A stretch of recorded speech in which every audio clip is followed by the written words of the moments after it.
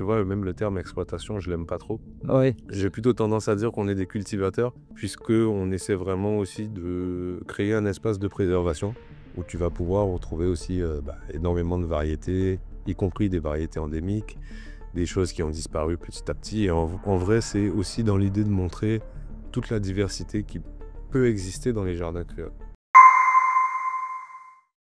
salut à tous, bienvenue dans ce nouvel épisode de Régénération Caraïbes. Aujourd'hui, nous allons parler d'agriculture biologique et d'agro-transformation. Et l'on reçoit pour ça Johan Kabidosh, le fondateur de Sweet Home, un producteur de produits agro-transformés locaux, biologiques. Il est également vice-président des jeunes agriculteurs de Guadeloupe. C'est un épisode dans lequel on va aborder les enjeux de la production agricole biologique en Guadeloupe, les enjeux de l'agro-transformation et de l'entrepreneuriat dans ce domaine.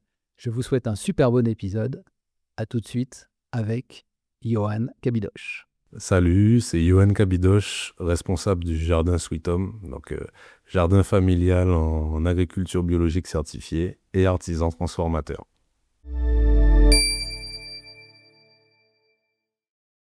Eh bien, bonjour Johan. Bonjour Bertrand. Bienvenue dans l'émission. Merci. Très content de te recevoir. Aujourd'hui, du coup, c'est la thématique de l'agriculture, l'agro-transformation. Ok, Et donc, voilà, toi, tu es en plein dedans. tout à fait. Est-ce que tu peux te présenter rapidement comme ça, ton activité en quelques mots? Ouais, alors très rapidement, donc Johan Kabidosh, et je suis gérant de l'entreprise Sweet Home. Alors c'est un jardin créole familial en agriculture biologique certifiée sur le Lamentin, et donc on est cultivateur et transformateur, puisqu'on va proposer des produits agrotransformés, toujours issus de nos récoltes. Génial. Certifié bio. Certifiés bio. Ouais, ok, on va en parler après plus tard. Yes. Qu'est-ce qui t'a poussé à créer Sweet Home? Alors ça, c'est une très bonne question. Et finalement, ça a été une grande boucle dans ma vie, puisque mon père, qui était chercheur agronome et donc spécialisé sur les sols des Antilles notamment, il a toujours voulu que je fasse l'agro et que j'aille vers l'agriculture, et moi j'allais direct de l'autre côté. Ok. Et finalement, après sa mort, ma mère, qui est praticienne ayurvédique, hein, et alors elle était dans le massage, voulait revenir vers le jardin, et donc m'a demandé si j'aurais aimé monter un projet agricole avec elle.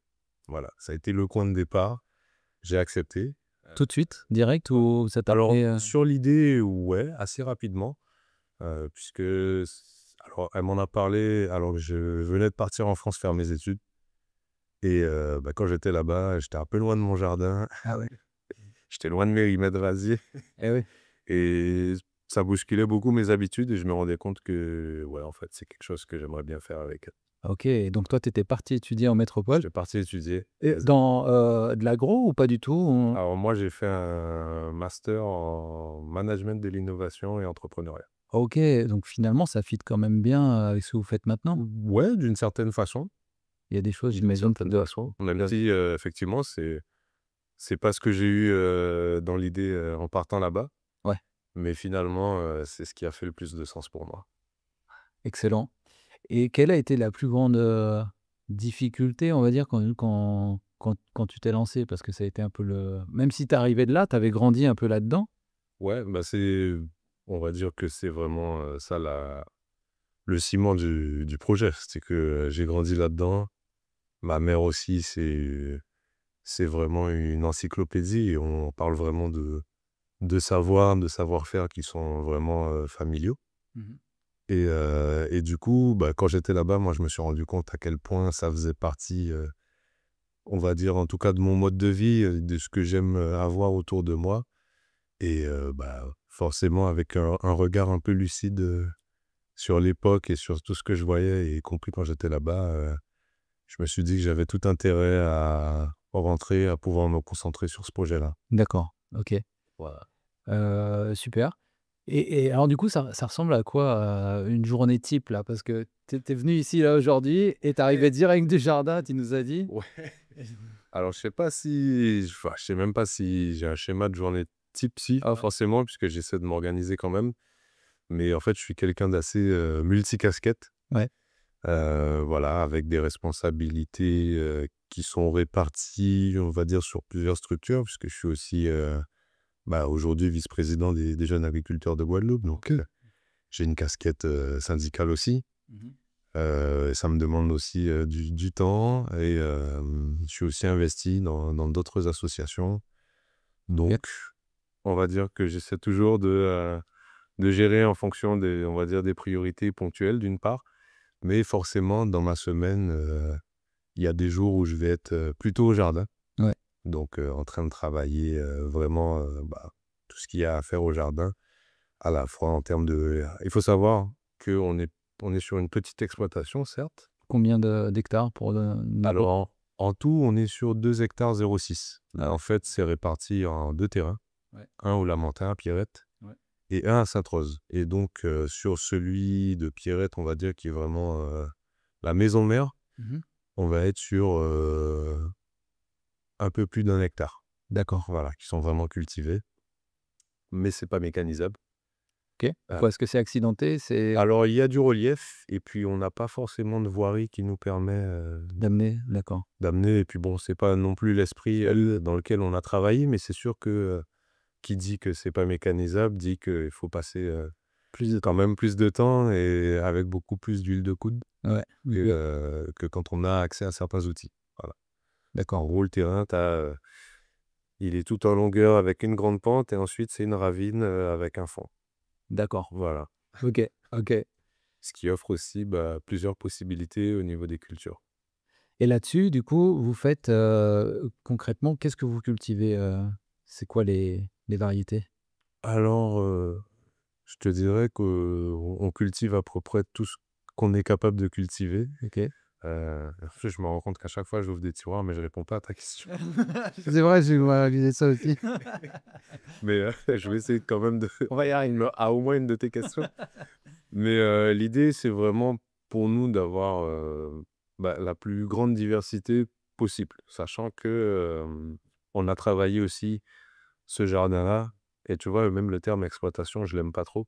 Ouais. J'ai plutôt tendance à dire qu'on est des cultivateurs, puisqu'on essaie vraiment aussi de créer un espace de préservation où tu vas pouvoir retrouver aussi énormément de variétés, y compris des variétés endémiques, des choses qui ont disparu petit à petit. Et en vrai, c'est aussi dans l'idée de montrer toute la diversité qui peut exister dans les jardins créoles.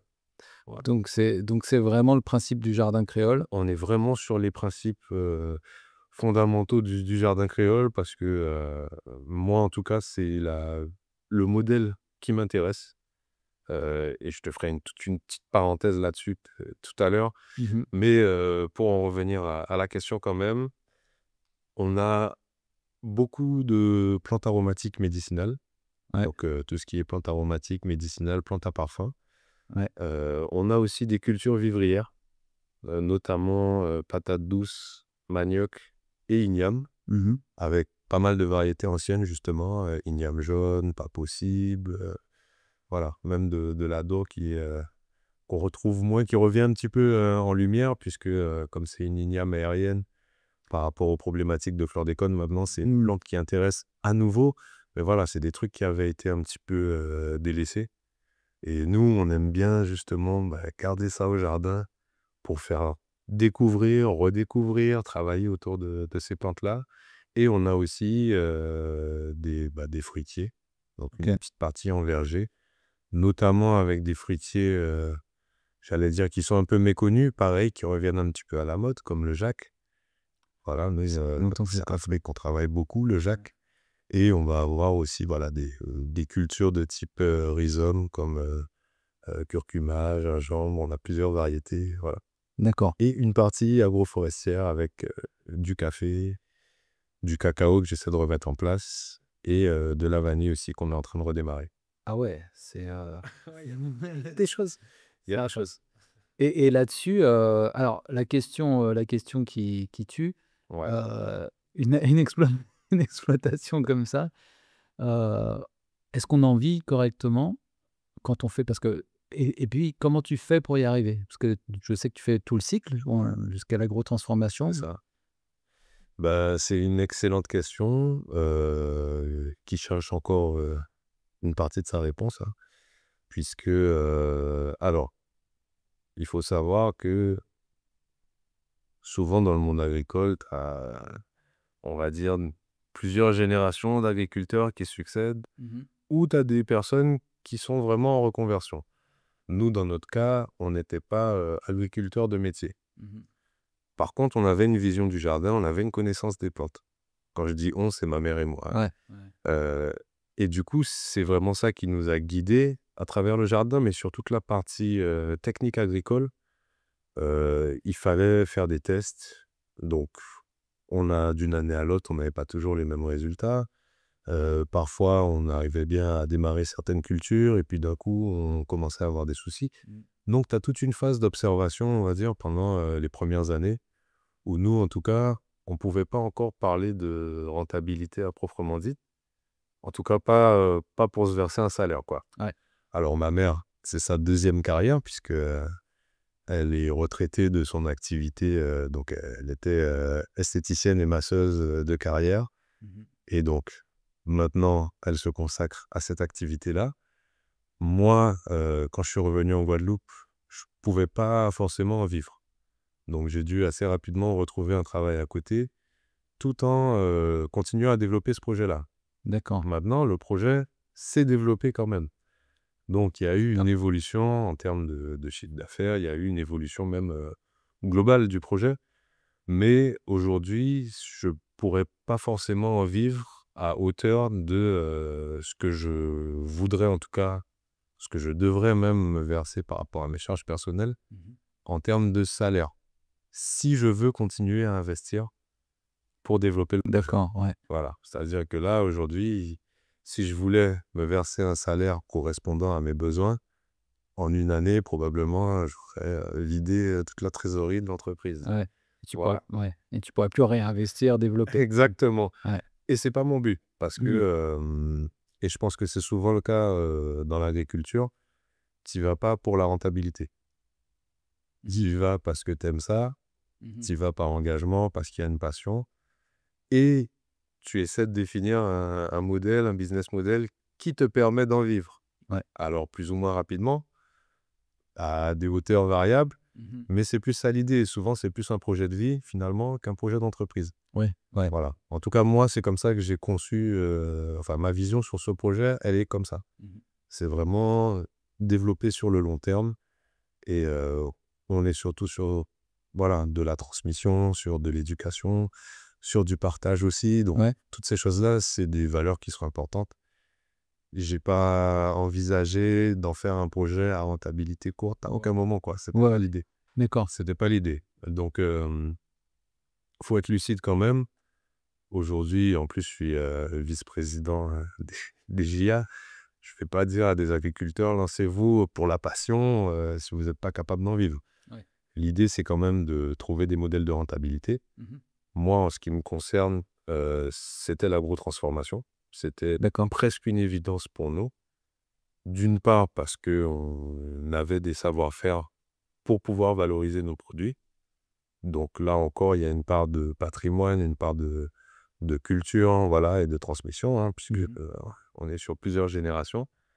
Mais par rapport au volume qu'on produit, ça aurait été très difficile pour nous d'être rentable juste sur de la vente de production agricole, quoi. Ouais. Voilà, donc quelque part, c'était beaucoup plus cohérent pour nous de fonctionner avec cette logique de transformation, parce qu'on est en circuit court, parce qu'on va rallonger la durée de vie des produits, Mhm. et qu'on peut les valoriser. Tu peux stocker du coup. Voilà. Ouais, c'est ça. Voilà. Ouais, ouais. Et du coup, tu as vraiment, j'imagine que ta grosse plus-value, elle arrive à partir du moment où tu fais l'agro-transformation. Exactement, C'est ça. exactement. Alors déjà, sur le plan agricole, on essaie quand même d'avoir des choses qui sortent un peu de l'ordinaire. Ouais. Donc on continue aujourd'hui à faire de la vente directe aussi, hein. De produits directs. Ouais, de produits directs. Ouais. Les mercredis, puisqu'on est membre du GDA EcoBio, Ouais. qui a un petit marché, enfin un petit marché, j'aime pas le mot Qui petit, est au Lamentin d'ailleurs. qui est à Ouais. Convenance. Ah oui, d'accord. Convenance à l'immeuble Le Métis. Oui, je vois. Ouais. Voilà, donc c'est le marché bio Guadeloupe. Ouais. Et du coup, le mercredi, on vient avec des produits frais et on fait de la vente en direct. Mais sinon, effectivement, on va beaucoup fonctionner avec les produits agro-transformés. D'accord. OK. Voilà. Et OK. c'est vraiment ça qui a permis le développement de l'entreprise ces dernières années. D'accord. Donc aujourd'hui, alors là, depuis 1 an, je faisais que ça. Ouais. Mais c'est pas impossible que je doive retourner vers un travail à un moment donné, ou en tout cas trouver une source de revenus Ouais. pour pouvoir continuer à développer l'entreprise. D'accord. OK. Voilà. OK. Je Donc suis c'est du vraiment full transparent. ouais, ouais, ouais, non, mais c'est génial parce que c'est vrai que, tu sais, il y a toujours le côté un peu idyllique et puis, comme tu dis, il y a plein de jeunes aussi qui rêvent enfin, parce que malgré tout, enfin, il y en a plein. Il n'y en a pas plein, mais il y en a qui rêvent et c'est vrai que c'est important de voilà, comme tu dis, c'est une vraie passion, puis il faut de la détermination et pour l'avoir, il faut aimer ça, quoi. Ouais, Ouais. il faut aimer ça. Tu peux pas travailler, ou en tout cas tu devrais pas travailler dans le vivant si t'aimes pas ça. Si tu as pas l'appel de Et faire ça. ça se voit, hein, les énergies, c'est important au jardin.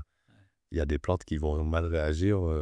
Ah ouais, tu vois ça? Ouais, mais Genre si tu es en colère ou c'est pas du fantasme, hein. ouais, Il y a des plantes, tu prends les citrons, hein, tu prends les piments par exemple, ouais. sont très sensibles, très vulnérables aux énergies de quelqu'un. Ah ouais? Ouais, c'est pour ça qu'on va te dire, bah, si tu vas chez quelqu'un, ne va pas accueillir les citrons directement. Tu demandes à la personne, et pareil pour les piments. Tu vas pas aller prendre les piments de quelqu'un, parce que si la plante, elle aime pas tes énergies, Ah ouais? ça peut aller très, très vite, hein. Moi, j'avais un citronnier, il a séché en 1 semaine parce que quelqu'un, Elle veut lui prendre un est venu fruit? prendre des citrons. Waouh! Ouais. Ah, c'est incroyable ça, je connaissais pas ça. Ouais, ça ressemble à un truc assez mystique, hein, Non, mais mais le vivant ressent. ouais, Le vivant ressent, on a tendance à oublier ça. Bah, il y a beaucoup de gens qui connaissent, l'expérience du riz, tu vois? Avec tes 2 bocaux de riz, un bocal à qui tu dis des sauces gentilles, un bocal j'ai à vu qui ça. tu dis, bah, des mots, blessants tous les jours. Ouais, Bah, le riz à qui tu dis les mots blessants, il va noircir. Bah, c'est pareil, si tu arrives dans un jardin avec des mauvaises énergies, il va le sentir. ouais, ouais. Voilà. Ouais, ouais, mais j'avais vu aussi, tu sais, ouais, ouais, mais souvent on regarde ça comme si c'était, en fait, inerte comme une plante, tu sais? Enfin, tu sais, il y a plein d'expressions, je sais plus qui me disait ça, mais je crois que c'est Hugues, d'ailleurs Oxybrin qui me disait les expressions, tu sais, genre, «Il est végétatif» Ouais. ou, alors qu'en fait, finalement les plantes elles sont super, Bah, réactives aussi. elles ont tout à nous apprendre déjà, hein. Mais, tu vois, on va ouvrir un autre truc. Avant de plonger là-dedans, je te dirais juste par rapport à l'agriculture, parce que il faut être conscient de la réalité de son territoire. Donc, moi, je me sens quand même une responsabilité envers les futures générations d'agriculteurs, et tout le monde ne va pas se retrouver, sur le même modèle que moi. Heu, Aujourd'hui, un agriculteur va pas forcément être agriculteur et transformateur. Je pense que c'est Mmh. une nécessité pour certains. Tout dépend de la surface que tu as, tout dépend de la vision agricole que tu as aussi, et surtout si tu veux être en bio, par exemple, tu vas pas avoir de choix, à mon sens, que de faire de l'agroforesterie et de diversifier énormément. Ouais. Parce que, pour avoir, on va dire une exploitation qui va te fournir suffisamment de choses, où tu vas réussir à avoir des écosystèmes qui sont résilients, qui sont équilibrés, tu es obligé de miser sur cette diversification-là. Parce que tout ce que tu ne ferais pas justement en amenant, de l'artificialisation, en amenant, des amendements, que tu vas payer à outrance, et Mmh. cetera, tu dois le compenser par les associations de plantes. Ouais. Donc, tu peux pas vraiment concevoir ton modèle de développement, enfin ton modèle de culture, comme si tu étais, sur une parcelle, soit en monoculture, même si je pense que la monoculture, petit à petit, je pense que beaucoup commencent à le comprendre. C'est une voie, qui est impossible à poursuivre, en fait. Parce que d'une part, ça coûte de plus en plus cher, ça fait énormément de dégâts au niveau Mmh. du sol et des écosystèmes, et donc on se rend compte que c'est pas un modèle de culture qui est ni adapté ici, ni qui est viable au long terme. Mais voilà, certains vont faire des associations très mesurées et continuer d'apporter, artificiellement un certain nombre de choses. pour ceux qui sont en bio avec une vision vraiment centrée agroforesterie, Ouais, effectivement, pouvoir valoriser les produits ouais. et passer vers de la transformation, c'est quasiment une nécessité. Maintenant, je pense aussi que globalement, par rapport à la taille des exploitations qu'on a ici, Ouais. en Guadeloupe, tu as une grande majorité des exploitations agricoles qui fait moins de 5 hectares.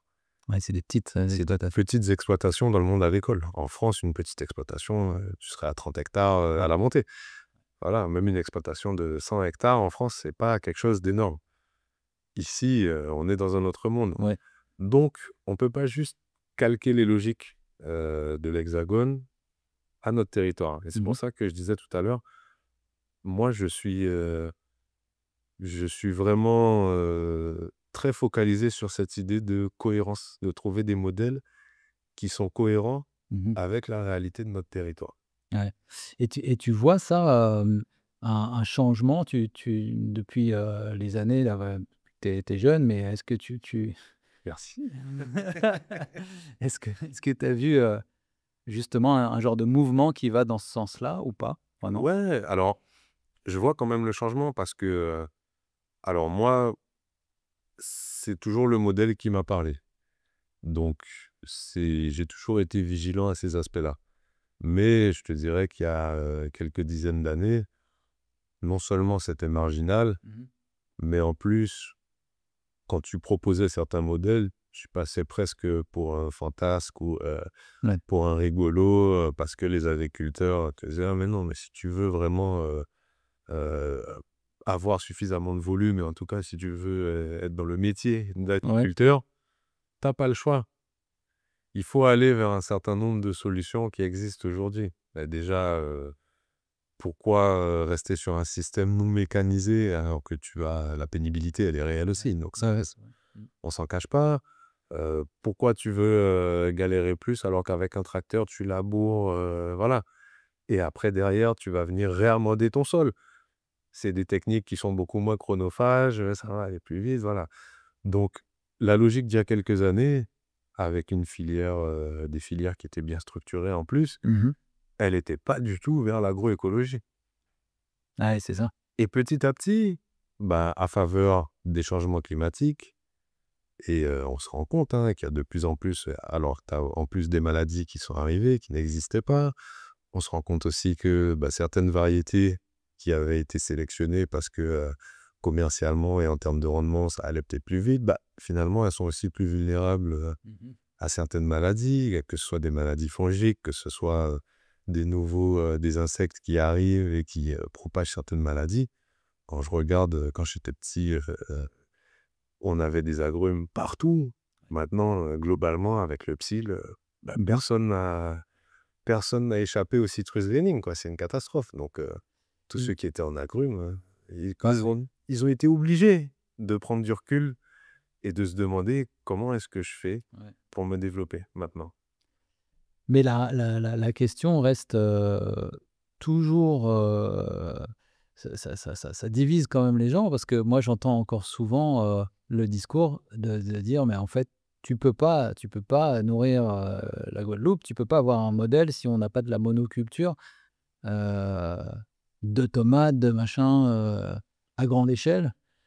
Heu, Ouais, moi, ça me fait sourire, hein, ça me fait sourire. Alors, on peut pas être simpliste dans la réponse.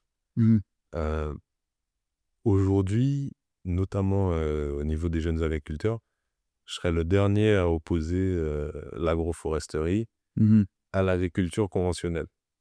Parce qu'il y a une question de chronologie aussi. Tu peux pas demander, Ouais, en un claquement de doigts, passer de l'un à à l'autre. tout le monde de passer de l'un à l'autre. Parce que, bah, ça aurait des répercussions, catastrophiques. Et si on parle en plus de pouvoir consommer local et de pas aller consommer des produits d'importation, voilà, tu peux pas faire une migration radicale de l'un à l'autre.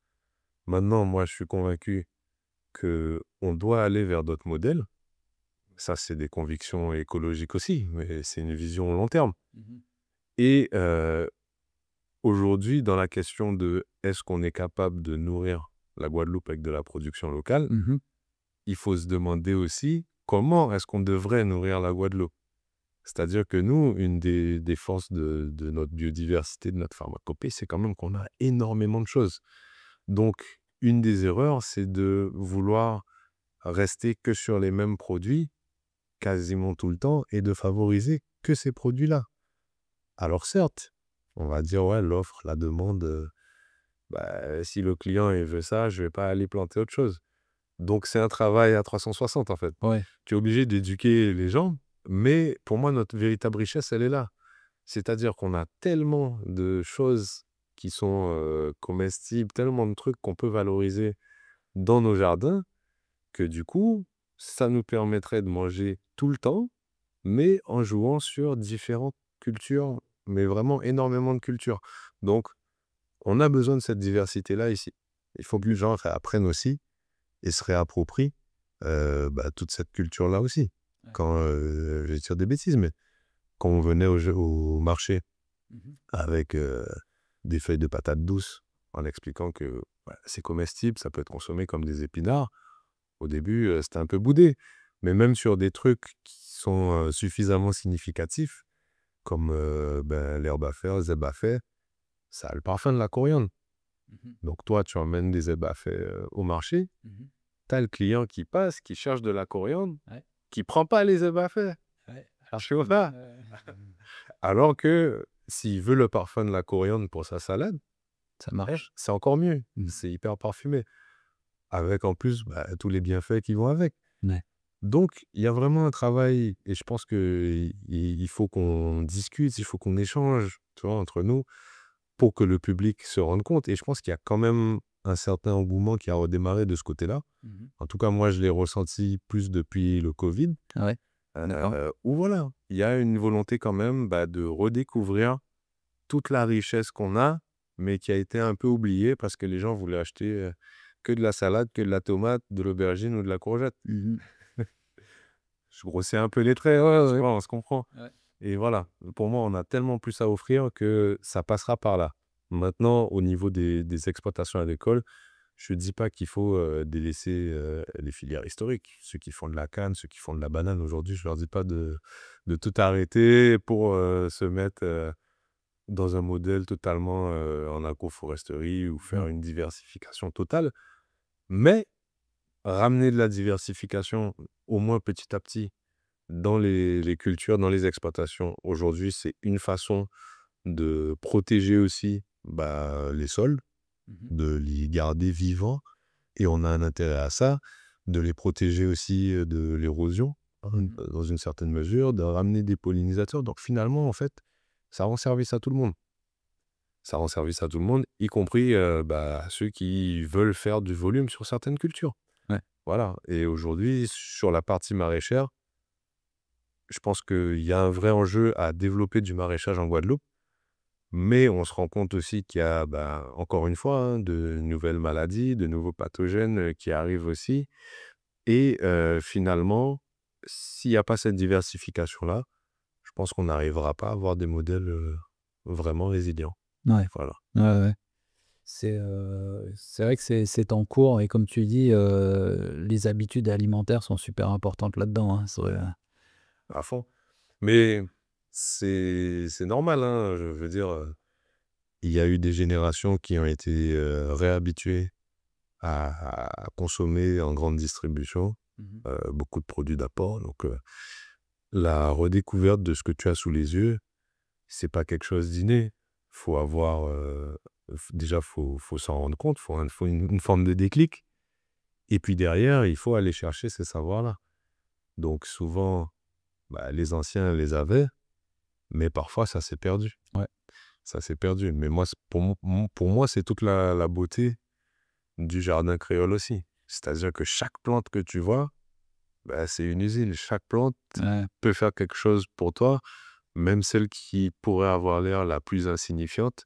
Tu te rends compte finalement qu'elle a énormément de choses à apporter. Et encore une fois, c'est est-ce que tu le sais ou pas? Ouais. Les gens veulent désherber leur jardin parce que, alors je parle même pas déjà de ceux qui le font à coup de, Ouais, de glyphosate, vraiment, parce que ça c'est vraiment une aberration. Mais ils vont vouloir arracher toutes les plantes sauvages qui sont là pour mettre du gazon. Ok. Mais finalement, l'herbe aiguille qui est décriée, bah, elle a plein de vertus. En plus, elle attire beaucoup de pollinisateurs. Donc, elle est super dans le jardin. Zebafé, ça pousse à même le sol. En termes de vertus, c'est pareil. Elle est antiparasitaire, elle est bonne pour les états grippaux, elle peut faire plein de trucs Ouais. pour toi. Mmh. Et elle parfume tes plats. T'as rien à faire. Laisse-la pousser. Graine en bafeuille, pareil. Super fébrifuge. Demain, t'as la fièvre. Graine en bafeuille, c'est une plante qui pourra avoir l'air totalement insignifiante. Parce qu'à la première à passer à la trappe, bah, tu te rends compte finalement que même si elle est petite par la taille, Mmh. elle est puissante par ses vertus. Donc, on a tout intérêt à savoir valoriser tout ça. Ouais. Parce que, en plus, pour une fois, c'est des savoir-faire qui sont traditionnels, qui se sont transmis de façon traditionnelle, et la science est presque arrivée en dernière pour confirmer que c'était Oui, un ouais, ouais. fantasme. Ouais, Tu vois? ouais, ouais. C'était oui, oui, c'est de la science, au fil de l'eau, quoi, Ouais. expérimentale. Et là, la plupart du temps, tu connais même pas le nom scientifique de telle ou telle plante. Mmh. Tu connais que le nom local de la Ouais. plante, tu vois? Ah ouais. Et finalement, vraiment, j'aime bien le fait qu'il y ait une forme de marronnage, en fait, là-dedans. Mmh. C'est-à-dire que cette culture-là, vraiment, elle nous appartient. Et juste, la science est venue confirmer derrière que c'était pas des fabulations, que les propriétés qu'on plante à telle ou telle plante sont bien réelles. Mmh. Et ça se vérifie aujourd'hui. Et donc, ça nous permet en plus de proposer des produits qui sont premium, j'ai envie de te dire. Parce que dans les préparations artisanales, finalement, bah, tu as une qualité qui est incroyable. C'est ça et la question que je me posais aussi là-dessus parce que tu as vraiment une forte valeur ajoutée Ouais. quand tu commences à faire de la transformation de ces produits, quand tu les connais et cetera et tu vas avoir en Guadeloupe toute une partie de la population qui connaissent parce que voilà, leurs Ouais. parents, grands-parents et cetera donc ils se disent: «Ah tiens, ils ont fait du sirop de ça ou un extrait de ci ou de ça», ils vont acheter. Mais est-ce que, tu as pas aussi une grosse, plus-value à aller chercher, l'export, l'international? Ouais, tu fais bien de le dire parce qu'en réalité, vraiment, si on parle de chiffres, de Mmh. chiffre d'affaires, je pense que la vraie plus-value, elle est à l'export. Ouais. Maintenant, alors, en ce qui nous concerne, il y avait deux choses. Premièrement, une volonté de pouvoir proposer nos produits Aux d'abord gens aux d'autres pays, Guadeloupéens ouais, bien parce sûr. que, historiquement, on a toujours été les derniers à profiter de notre luxe, de notre Ouais, richesse. ouais. Ouais. Donc, c'est bien si maintenant qu'on se réapproprie un peu tout ce patrimoine-là, on est les premiers à en bénéficier. Mmh. Ouais, Ce je serait comprends l'idée. un minimum de justice, tu vois, que on puisse être les premiers à en profiter. Maintenant, tu as ce double effet. Et puis bon, il y a aussi le côté circuit court, Ouais. c'est Aussi, vertueux. ouais, c'est Nous, on avait vraiment à cœur de pas aller rajouter de l'empreinte carbone, on va dire, au niveau de nos produits. mmh. Donc, on a préféré aussi rester sur quelque chose de local au début.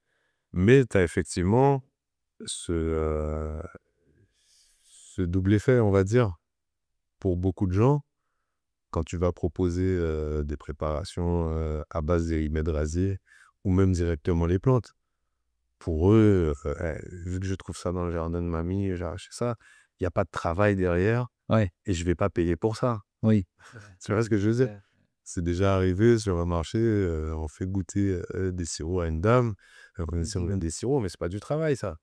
Ouais, moi je le fais déjà, quoi. Genre voilà, Mmh. c'est ce que tu fais le dimanche dans ta cuisine, si tu rien à faire, tu vois? Alors que le même sirop, il peut se retrouver sur la table, d'un grand restaurant, tu vois? Exactement. Et je connais des chefs, on échange, tu vois? Donc je vois l'intérêt que ça peut représenter.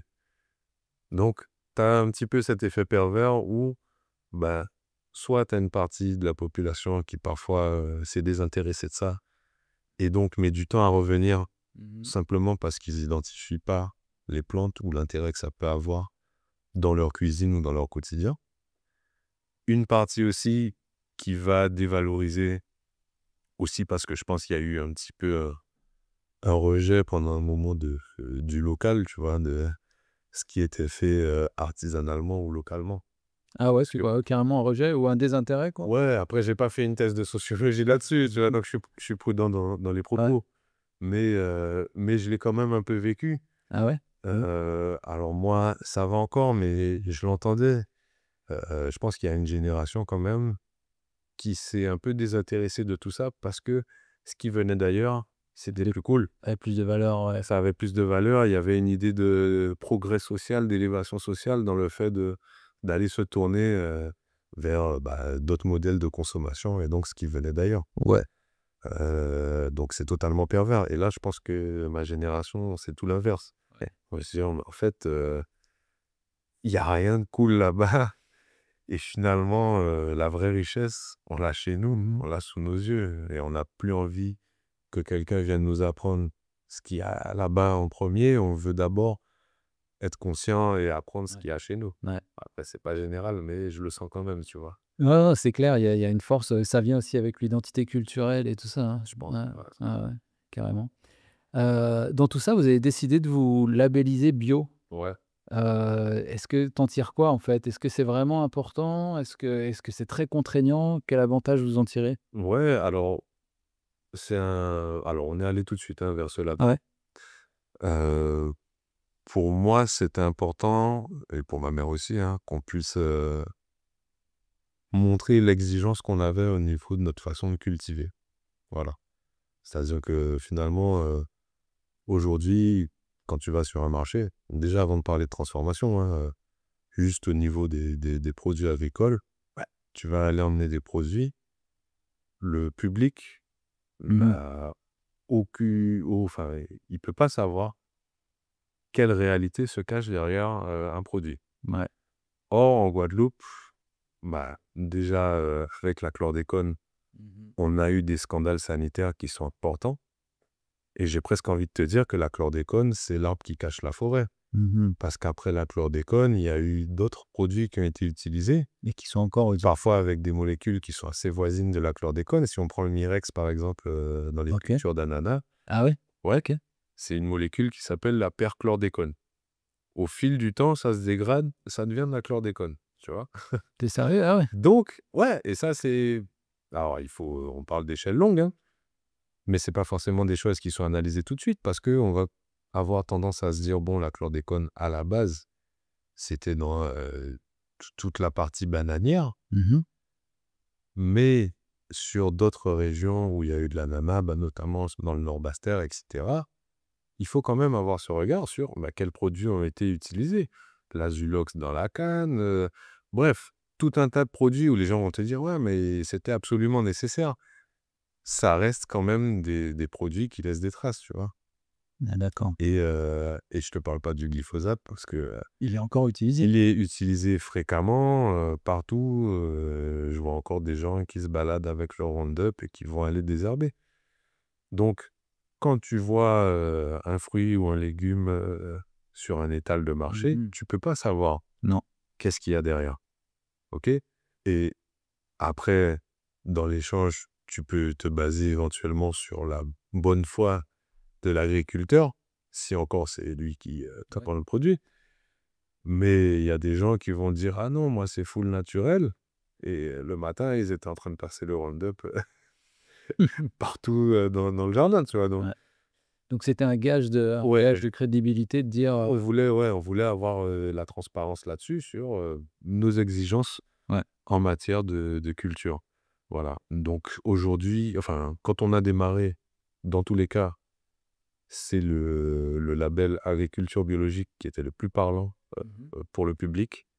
C'est celui dont le cahier des charges correspondait le mieux. Les réglementations au niveau du bio, elles ont pu évoluer.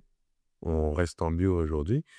Mais effectivement, tu as une certaine mauvaise presse qui a été faite au bio, ces dernières années, Mmh. notamment parce qu'ils ont assoupli, qu'ils ont permis l'utilisation de certains intrants et cetera. Exactement, c'est ça. Et alors que nous, on est vraiment sur le fondamental du truc, c'est-à-dire, 0, Ouais, c'est ça, rien. c'est ça. Donc quelque part, pour vous, elle est facile à obtenir, la labellisation? Elle est facile. Après, faut garder aussi à l'esprit que, il y a des combats qui ont été menés, qui étaient à mener et qui sont encore à mener, dedans. Par exemple, sur, l'autorisation d'utiliser des semences paysannes. C'est relativement récent. Ça, c'était interdit? Par le bio? Tu pouvais pas. Alors, tu pouvais faire ta reproduction de semences. Ouais, Tu d'accord. pouvais pas vendre des semences paysannes. OK? D'accord. En bio, comme dans n'importe quel label, enfin, en conventionnel aussi. T'as Donc, pas le droit. tu es obligé d'acheter auprès de banques de graines, mais ça te restreint un certain nombre de variétés. T'as pas toujours des variétés qui sont acclimatées. Et donc, il y avait un vrai enjeu à ce que nous, on puisse fonctionner avec nos semences paysannes. Parce que c'est là, Ah oui. Hugues, il en parlait la dernière fois, le génome de la plante, c'est l'ADN, voilà. Ils enregistrent des informations, l'expérience, elle se transmet. Donc, quand tu fais de la sélection variétale d'une part et que tu gardes aussi tes semences paysannes, tu finis vraiment avec une plante qui est acclimatée, qui a déjà développé des résistances et qui a Ça, vocation à s'intégrer. et ça, c'était interdit en étant bio? Non, si tu pouvais récupérer tes graines à toi pour Ouais, les toi-même, replanter, mais tu tu vois. pouvais pas aller acheter des graines paysannes à quelqu'un d'autre? Exactement, tu pouvais pas aller Comment ils acheter font pour des semences savoir? paysannes. Tu es censé avoir des factures, etc. Ah ouais, Donc, dans les contrôles, c'est quand même des choses qui étaient compliqué. vérifiées, quoi. Ouais. Donc, on te demande au niveau de tes plans, etc., auprès de qui tu D'où ça fournis, vient? de montrer les factures. Est-ce L'idée, qu'il est bien agréé en bio aussi? Parce que oui. si tu achètes des semences qui sont non bio, mais que tu es en bio, non, ça fonctionne pas. Et puis être certain que tu es pas en train aussi d'amener de nouvelles espèces qui sont pas C'est ça. supposées être là, et cetera. C'est ça. Après, là-dessus, je dirais, c'est pareil, tu vois, c'est, c'est à double tranchant. C'est-à-dire que, d'une part, c'est bien d'avoir de la diversité et parfois on aime bien s'intéresser aussi à des variétés qu'on avait, qui ont été perdues, etc., ou vouloir faire entrer des nouvelles espèces. Mais ça a souvent amené des maladies, des nouveaux insectes. Après, si on regarde bien, la plupart du temps, je peux pas généraliser là-dessus, hein. Des fois, un particulier va ramener une espèce exotique, ça va être une catastrophe, Ouais. mais c'est pas forcément les variétés qui ont été ramenées par des particuliers, etc., qui ont causé le plus de dommages. Souvent, tu as beaucoup de trucs qui sont arrivés avec des semences quasiment imposées, Ah oui. du coup, et derrière, tu te retrouves avec à la fois du développement de maladies fongiques. Il y a quelques années, on n'avait pas tout ce problème, anthracnose par-ci, Ouais. comment elle s'appelle? Ah mince, j'ai un trou, mais pareil, il y a un petit insecte qui s'attaque aux cucurbitacées en ce moment, Ah oui? notamment, et aux tomates aussi. Ah oui, d'accord. Voilà, tout ça va me revenir après. Ouais, OK. Ouais. OK, OK. Mais voilà, tout ça, c'est des trucs qui sont relativement récents. Donc, quasiment toutes les maladies qu'on a aujourd'hui qui impactent le monde agricole, c'est venu aussi avec l'envie de se caler sur ou de se conformer à un certain modèle de modernité et de vision agricole, voilà, Ouais, qui ouais. plaît d'ailleurs. Et on a le retour de manivelle. Alors qu'en fait, c'est vrai que si tu regardes finalement, la plupart des espèces qu'on cultive ici, elles ont été importées, Ouais. historiquement. Oui, oui, parce que, et c'est aussi ça la beauté de notre biodiversité, c'est qu'elle s'est construite avec toutes les populations qui sont venues. Ouais. Voilà, heureusement que les esclaves arrivaient à cacher des graines quand ils prenaient le bateau. Donc, c'est pas arrivé de façon heureuse. Mais aujourd'hui, heureusement, voilà, on a ces essences végétales qui sont là, on a des espèces qu'on peut continuer à cultiver, ça fait partie de l'héritage. Et pareil pour les populations indiennes qui sont venues. Exact. Mais effectivement, il y a des choses aussi qui sont endémiques et qu'on avait un peu laissées De côté. de côté. Ouais. Et je pense que parmi les premières cultures aussi qui ont été développées ici, tu as fait le manioc. Faut pas oublier que la première civilisation qu'il y a eu en Guadeloupe sur le plan agricole, c'était le manioc. D'accord. Bah, Les Amérindiens, ouais, les Arawaks, les Kalinakou, ils faisaient du ils manioc. cultivaient le manioc.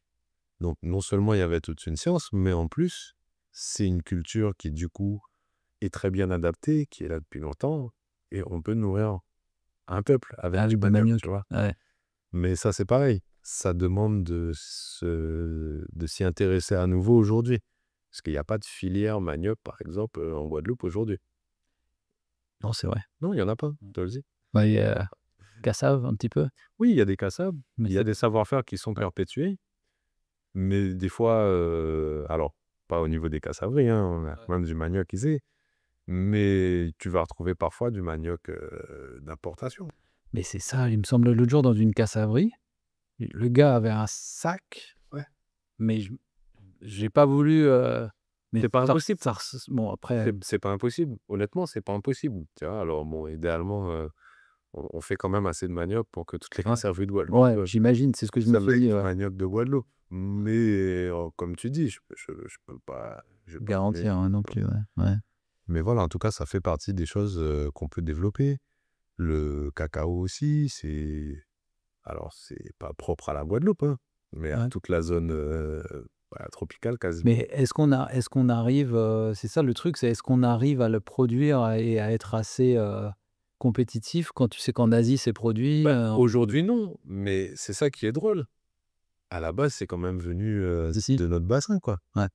Avec les différentes variétés, hein, mais du Mexique jusqu'au plateau amazonien, c'est là que tu trouves le cacao. Il était ni en Afrique, ni en Asie. Ouais. Il a été envoyé là-bas et cultivé là-bas parce que il y avait de la place, il y avait de la surface, le climat pouvait s'y prêter. Mais à la base, Mmh. c'était nous, la base de production. Enfin, c'était même pas nous, c'était les civilisations amérindiennes, Amérique centrale qui cultivaient le cacao. Et c'est une culture qui aurait pas pu se développer en plus sans la main de l'homme parce qu'il y a très peu d'animaux qui vont aller s'aimer du Ouais. cacao. Mmh. Ah oui, oui, d'accord. Tout le monde, toute la planète consomme du chocolat. Nous, enfin Guadeloupe, on n'existe quasiment pas dans la production mondiale de cacao. Mais ça a pas toujours été le cas. D'une part, on a des savoir-faire à ce niveau-là et au niveau des pays producteurs aussi, il y a des soucis puisqu'avec les changements climatiques, il y a des problèmes d'adaptation. Comme parfois il y a eu des modèles de culture intensive, la façon dont les arbres sont cultivés permet pas forcément de les développer de façon durable sans apporter énormément d'eau, énormément de nutriments et la gestion de l'eau, elle va être de plus en plus problématique. Ouais. Donc là, la demande mondiale, sur le chocolat, elle dépasse déjà l'offre, D'accord. mais ça va continuer à empirer. Donc on va vraiment aller vers un produit de luxe. Nous, on est capable d'en faire ici. Ouais. Voilà, je dis pas qu'il faut que tout le monde se mette à planter du cacao, mais en fait, Cacao, café aussi. ouais, le café aussi, le café bonifieur, quand on regarde un peu l'histoire du café chez nous. Et en fait, globalement, c'est ça mon point. C'est nous, on n'est pas un territoire qui est fait pour faire du volume. Je pense Non, c'est qu'il ça. Ouais. faut pas beaucoup de lucidité pour s'en rendre Ouais, compte. ouais. Mmh. Par contre, on a des terres qui sont riches, on a une diversité végétale qui nous permet justement de faire les choses différemment aussi. Donc, on peut aller vers du qualitatif, voire du très qualitatif. C'est ça. Et moi, en tout cas, c'est mon souhait pour la Guadeloupe. Donc, il y a un enjeu à nourrir la Guadeloupe. Mmh. Pour ça, il faut quand même trouver des modèles qui permettent en quantité de fournir du vivrier, du maraîcher aussi pour alimenter la Guadeloupe. Mais sur le plan à la fois touristique, à la fois de l'export et même pour nous-mêmes aussi, hein. Ouais. Il y a tout un aspect qualitatif qu'il faut continuer à travailler en développant certaines cultures qui sont délaissées parce que justement, ceux qui auraient pu s'y intéresser sont trop focalisés sur du volume. Ouais. C'est vraiment, ouais, je suis complètement d'accord avec toi, vraiment aller chercher de la niche, de Ouais. qualité. Puis, c'est drôle, juste avant, on avait, juste, ouais, Joséphine, je suis fatigué. On avait Joséphine juste avant qui est dans l'écotourisme Ouais, OK. et elle a fait des études sur, la perception des Canadiens, par exemple, des Antilles françaises et pour les Canadiens, les Antilles françaises, c'est luxe, tu vois? Ah, Enfin, je OK. veux dire, c'est nature, c'est qualité. Eux, ils ont déjà cette vision-là. Ils ont cette vision-là OK. parce que pour eux, la Caraïbe en mode, tourisme de masse, c'est, la République dominicaine, c'est OK. tout là. Tandis que les Français de l'Hexagone, il y a beaucoup de gens qui viennent en mode Sainte-Anne, grosse plage Ouais. au sable blanc.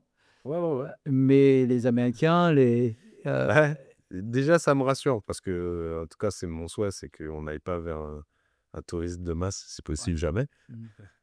Et même quand je dis c'est possible, c'est jamais.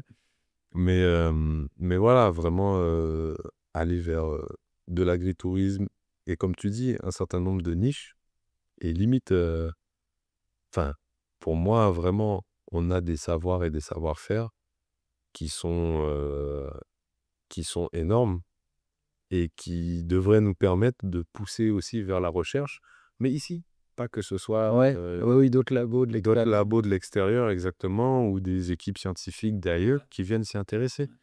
Moi, je suis pour qu'on puisse aller au bout des choses par nous-mêmes avec une ingénierie qui nous ressemble, des outils qui nous ressemblent, des modèles de culture qui nous ressemblent et in fine, des produits qui nous ressemblent. Ça, l'INRA, du coup, ton père était chercheur à l'INRA. Ouais. L'INRA fait du bon travail quand même là-dessus localement, non? Il me semble, Ouais, alors, il y a de la recherche. Après, à mon sens et après on va arriver dans quelque chose de politique, donc je vais pas forcément, ouais, je sais pas, ouais, ouvrir toutes ouais. les portes, mais pour moi, pas suffisamment.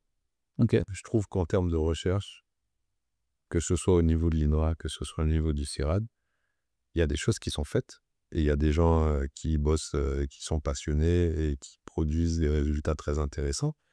Mais en globalité, je trouve que c'est nettement insuffisant et qu'on peut toujours continuer à pousser. Alors, heureusement, hein, il y a des choses qui se mettent en place, et même avec de la coopération, régionale, hein. Donc ces dernières années, il y a beaucoup de choses qui ont émergé, Mmh. tant mieux. Mais voilà, aujourd'hui, j'estime pas qu'on a suffisamment et quand je dis «on», les agriculteurs, par exemple, Mmh. ont pas suffisamment de data, pas suffisamment d'informations, justement, pour franchir le pas et aller vers d'autres choses que ce qui est déjà paramétré, tu vois? D'accord. Et ça implique tout le monde. Ça veut Ouais. dire que tous les acteurs du territoire doivent aller dans cette volonté commune de creuser, de donner de l'information, de donner de la vitrine, il faut que tout ça, soit mis bout à bout, tu vois? Est-ce que tu sens, parce que là on parle des labos, de la recherche et cetera, mais on parle un peu de politique, tu disais. Est-ce que tu sens qu'il y a une volonté parce qu'on entend des discours? Est-ce que tu vois des actions, des choses qui permettent justement d'aller dans cette direction ou l'inverse? Ah, je suis un peu mitigé de ce côté-là, hem, parce que alors, souveraineté alimentaire, c'est le maître mot, on l'entend Mmh. partout maintenant, autonomie aussi, hein. C'est bien gentil, mais ça a été, pour moi, ça a été mené vraiment, comme une opération politique. Voilà, c'est-à-dire que c'est une feuille de route qui est maintenant dans beaucoup de structures, dans beaucoup de services. OK, et finalement les agriculteurs, ce sont les derniers à être interrogés là-dessus. Mmh. Donc sans nommer précisément, je vois des projets ambitieux sur de l'agrotransformation, sur un certain nombre de choses qui émergent, donc avec des grosses enveloppes, hein, quand même, hein, donc des investissements qui sont lourds. Mais on n'est pas allé, investir auprès des agriculteurs et leur demander, bah, qu'est-ce qu'ils souhaitent produire, dans quelle mesure ils peuvent le produire et de quoi ils ont besoin pour pouvoir le faire. Mmh. Et c'est un peu une aberration pour moi parce que, bah, tu peux pas imaginer un monde agricole sans agriculteurs. Aujourd'hui, en Guadeloupe, on est quand même dans une réalité agricole qui est dure, puisque tu as aucune filière qui se porte bien. La filière canne, qui est une des plus structurées, avec une vraie interprofession, aujourd'hui, pour différentes raisons, s'est retrouvée nettement fragilisée au fil des années, qui fait que chaque récolte est un peu plus décisive, un peu plus cruciale. Là, celle de cette année, qui est déjà très courte, où tu as eu beaucoup de difficultés. Je sais que ça les fragilise énormément. La filière banane, elle va avoir ses difficultés aussi. Et là, je te parle des 2 filières où tu peux avoir le plus de lobbying et où il y a le plus de levier. Alors derrière, si tu prends, le reste du monde à l'école où les filières sont, éventuellement, quasi inexistantes, heu, à la fois en termes de structuration et de lobbying et de tous les agriculteurs qui sont seuls et qui essaient de se démerder dans leur coin, heu, c'est extrêmement précaire. On ne Mmh. sait pas trop sur quel pied danser, par rapport à tous les petits ajustements climatiques Et c'est ça que parfois, dans les réflexions politiques, on oublie. C'est que quand tu travailles avec le vivant, il y a du temps d'observation. C'est pas, quelque chose que tu peux paramétrer comme tu règles une machine. Mhm. On parle du vivant.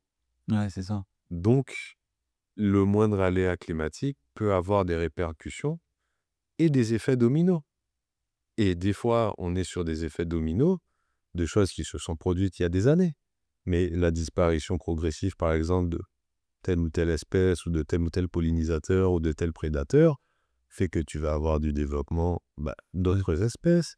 Tu as des nuisibles qui sont pas régulés, qui n'ont pas de prédateurs. Moi, je prends le cas de la fourmi manioc, c'est mon problème numéro 1.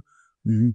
Je suis encore en train d'observer, d'essayer de trouver des solutions. J'ai testé par à coup à peu près tout ce qui était possible en méthode traditionnelle, tu vois, justement pour pas aller utiliser des produits, ce que je ne ferai pas dans tous les cas.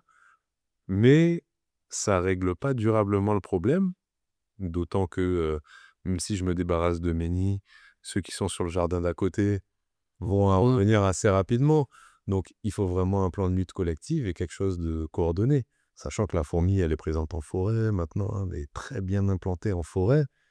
Et ça force le respect parce qu'elle travaille super bien. C'est une collègue d'ailleurs, il faut le savoir.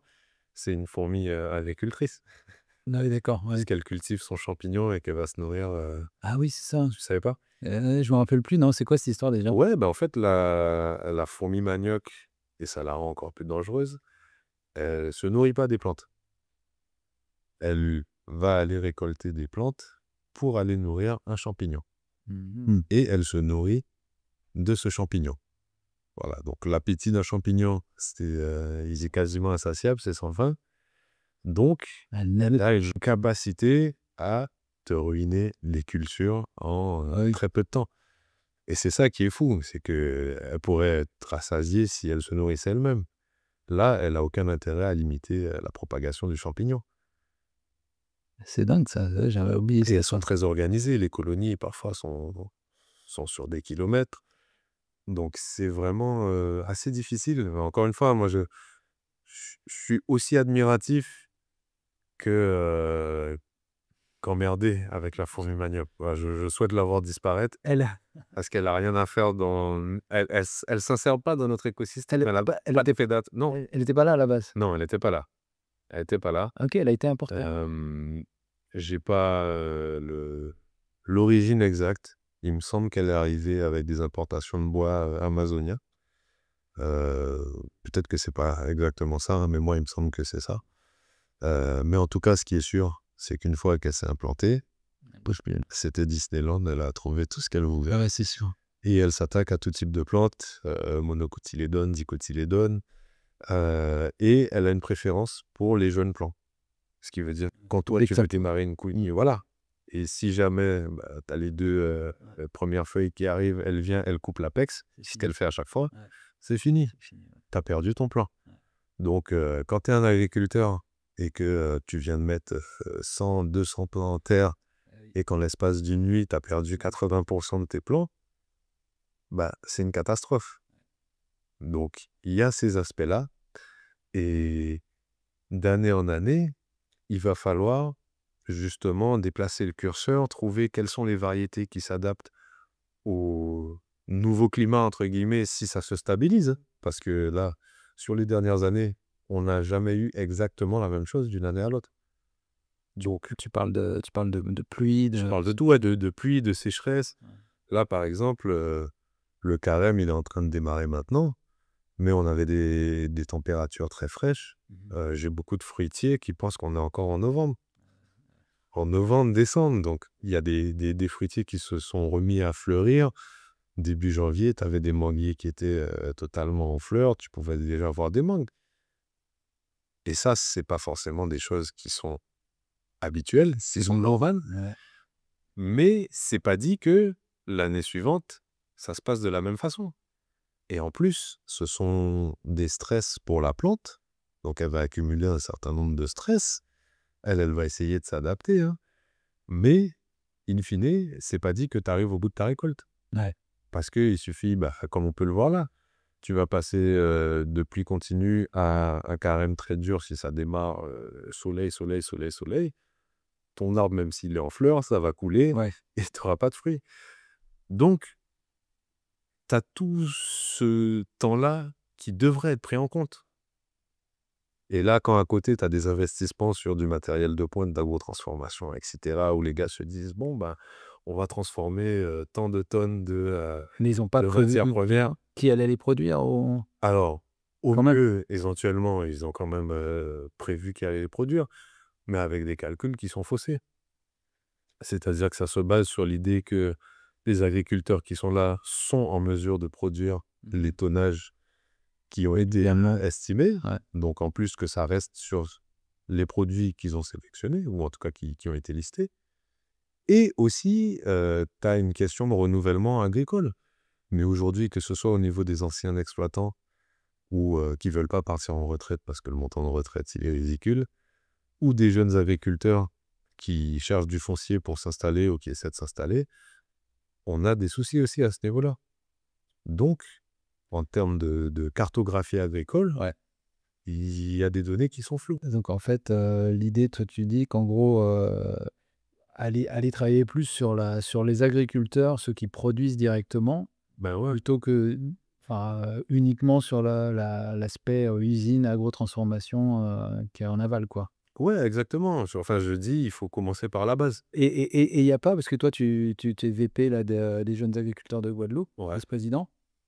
T'as pas justement au sein de ce mouvement-là, enfin de ce syndicat, des agriculteurs qui se disent on pourrait se mettre ensemble à plus d'une dizaine ou une vingtaine et se dire, bon, bah voilà, on va produire tel type de truc et on va se relayer et essayer d'être plus stable Ouais, totalement.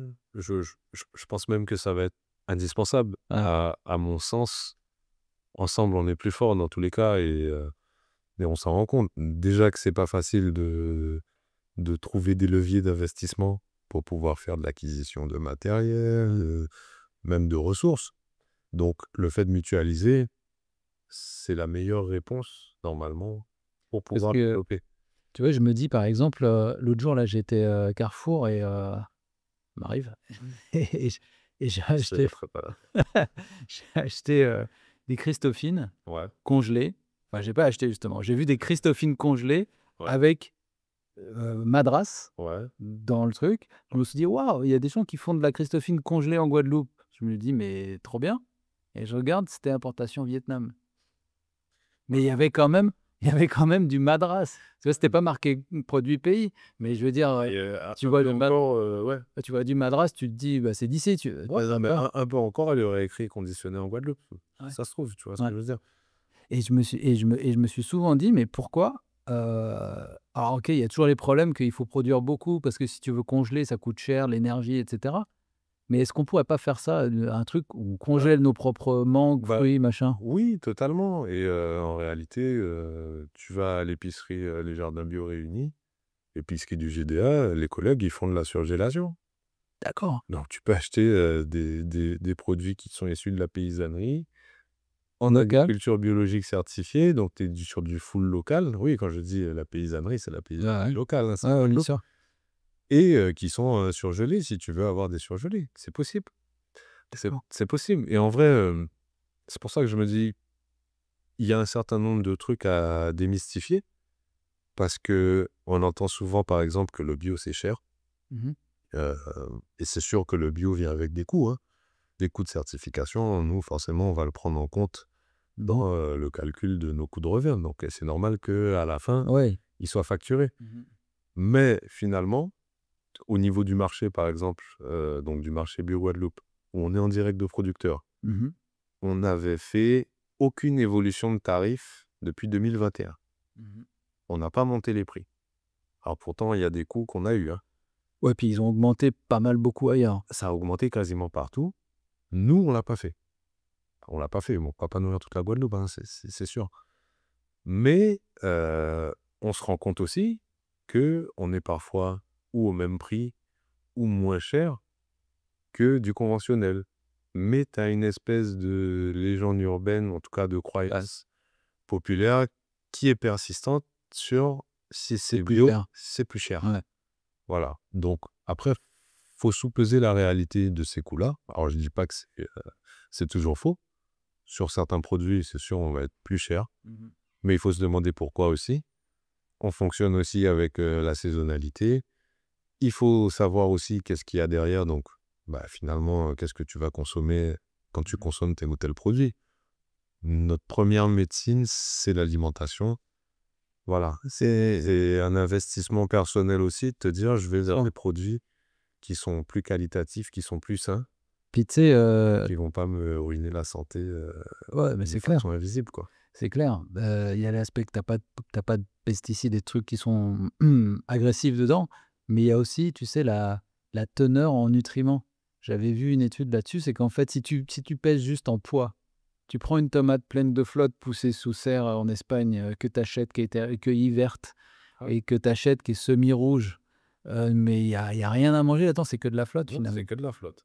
Et tu prends une petite tomate que tu vas peut-être payer plus cher au kilo, mais en fait, il faudrait faire le prix en termes de nutriments, tu vois, Déjà en termes de nutriments et même en termes de goût. et de goût, et de, ouais, de Ça plaisir de fait la manger ça. différence Ouais, quand tu bien le sûr. manges. Donc voilà, tout ça, c'est des choses qui sont importantes à relativiser. Et tu vois, des Christophines, on en trouve moins en Guadeloupe. On a des producteurs de Christophines. Mais je pense que c'est difficile d'être compétitif si tu prends un circuit grande distribution, par exemple. Mhm. Le producteur local, il est toujours désavantagé. Alors déjà, il y a souvent des enjeux de calibrage, etc. Donc si ton produit n'est pas calibré, tu Passe risques pas. de ne pas pouvoir le Ouais. distribuer dans tel ou tel circuit. Mais être compétitif, c'est vraiment difficile parce qu'aujourd'hui, dans une approche mondialisée, on est en compétition forcément avec toute la bande tropicale quasiment, où tu as énormément de pays où il y a beaucoup de surface, où la main-d'œuvre coûte rien du Coûte tout. rien, c'est ça. Donc, même en ayant pris 2 fois, 3 fois le bateau, le produit, quand il arrive en grande distribution, il est quand même moins cher Ouais. que le produit qu'on peut sortir nous. Donc souvent, l'agriculteur de Guadeloupe est obligé de faire un effort, donc de réduire sa marge et de forcément avoir une marge de fonctionnement qui est très réduite S'il passe par la grande distribution. pour pouvoir essayer de s'aligner un petit peu. Ouais. Mais par contre, si tu es en circuit court, ça te laisse quand même. Ça te laisse plus de marge. Après, il y a le prix psychologique. Parce que je disais, des fois, tu vas mettre, par exemple, allez, 1 kilo de piment végétarien à 18 €. À un moment donné, d'ailleurs, mais je pense qu'il y est toujours. À 18 € au marché bio, on avait le kilo de piment végétarien. Et puis le piment végétarien, ça pèse rien du tout. Donc, le client qui passe, qui dit « Waouh, 18 € le kilo de piment végétarien, c'est cher, ok. » Mais même en remplissant un sac comme ça, il va se retrouver à quoi 100 grammes, 150 grammes de piment, s'il veut un sac bien garni. Tu vas avoir 200 grammes. 1, 2 €. Voilà. Il ne va pas payer une somme énorme par rapport à l'utilisation de piment qu'il aura. Ouais. Parce que ça représente déjà beaucoup de piment. Donc voilà, sur certains produits, je peux comprendre que ça représente un coût, mais ce n'est pas forcément ce qui va le plus impacter le portefeuille des clients en réalité. Tu vois? Alors que sur des produits, on va dire, plus fondamentaux, en tout cas, notamment sur les cultures vivrières, on n'est pas forcément plus cher qu'en grande distribution.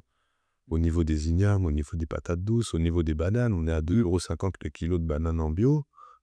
Que ce soit banane plantain, banane poteau, figue pomme, tissicoué, enfin. Et en plus, tu as de la diversité. Donc, il y a vraiment le fait de, voilà, changer son fusil d'épaule sur les façons de consommer aussi. Ouais. Carrément, carrément. Donc, soyez curieux, les gens qui écoutent là.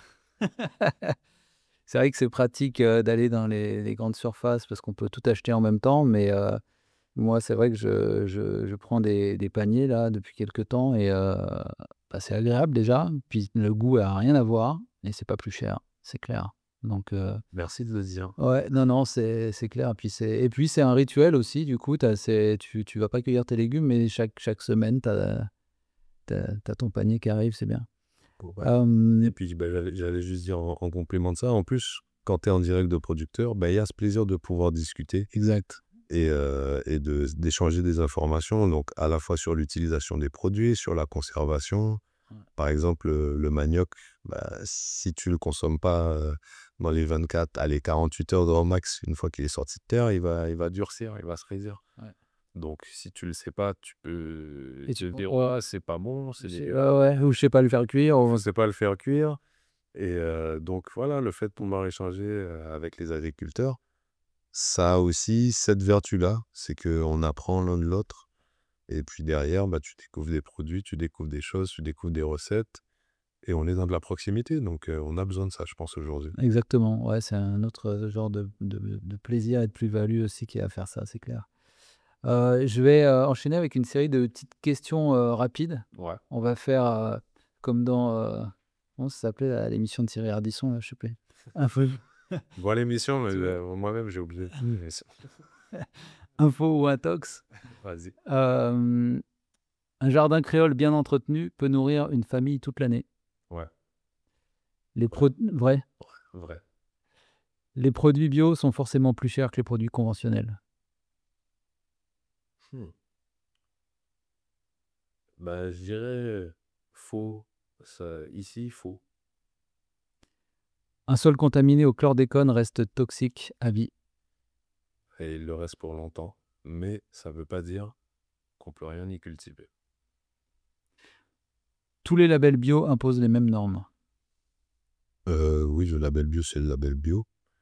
Mais tu peux avoir plusieurs certificateurs, mais c'est le même cahier des charges. D'accord. La Guadeloupe pourrait être autosuffisante en fruits et légumes. Elle pourrait, mais avec un travail d'éducation et en passant par justement de la diversification. Maintenant, une série de questions rapides. Ouais. C'est pas info intox. Jardin créole ou permaculture? Jardin créole, forcément. Mais dans le jardin créole, tu as tous les principes de la permaculture. Yes. Marché local ou exportation? Marché local d'abord, exportation si possible. Certification officielle ou confiance du client? Dans un monde idéal, confiance du client. Mais aujourd'hui, certification officielle, parce qu'il faut pouvoir attester. La transparence, c'est important. Agroforesterie ou monoculture bio? La monoculture bio, c'est une aberration totale. Mais ça existe. Ouais, ça existe, mais c'est pour ça que je disais le bio, tu as différentes réalités exactes à mauvaise presse. Donc, agroforesterie à 100%. Yes. Un fruit ou un légume que tu refuses de cultiver? Que je refuse de cultiver. Je fais pas de melon. Pourquoi? Mais je jette pas la pierre aux melonniers, hein. Mais pour avoir des semences de melon en bio, déjà, c'est pas évident. Et le melon, c'est une culture qu'on a du mal aujourd'hui à faire sans intrants. D'accord. Voilà. On ferait pas de melon en Guadeloupe de façon totalement naturelle. Ah ouais, d'accord, pas possible. Non. Ouais. Ok, Enfin, aujourd'hui, compliqué. Ouais. c'est pas le cas en tout cas. Voilà. Sinon, tu risques d'avoir trop de pertes au niveau de tes melons. D'accord. Voilà.